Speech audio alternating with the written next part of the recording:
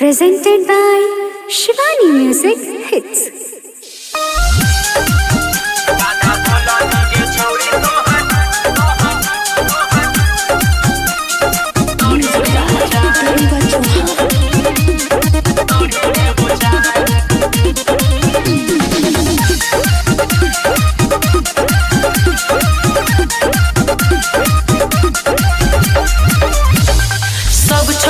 चीज देखा के हमरा दिल ही जाए, सब छोड़ा के चीज देखा के हमरा दिल ही जाए। ज्यादा बोलबी ते छौरी तोहर ढोरी लेबो चाहे, ज्यादा बोलबी ते छौरी तोहर ढोरी लेबो चाहे।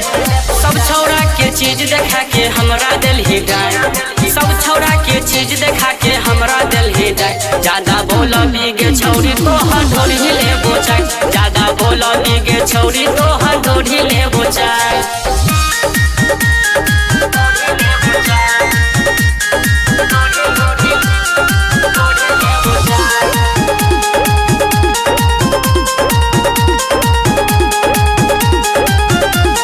चौपाल जी के बेटा एहन मिलत तो नहीं तोरा, छिए चौपाल जी के बेटा एहन मिलत तो नहीं तोरा। छौरी मान ले तू बात चल हमारे गे साथ, घर से निकल टिकली गे साइड, घर से निकल टिकली गे साइड। ज्यादा बोलबी ते छौरी तोहर ढोरी लेबो चाहे, ज्यादा बोलबी गे छौरी तोहर ढोरी लेबो चाहे।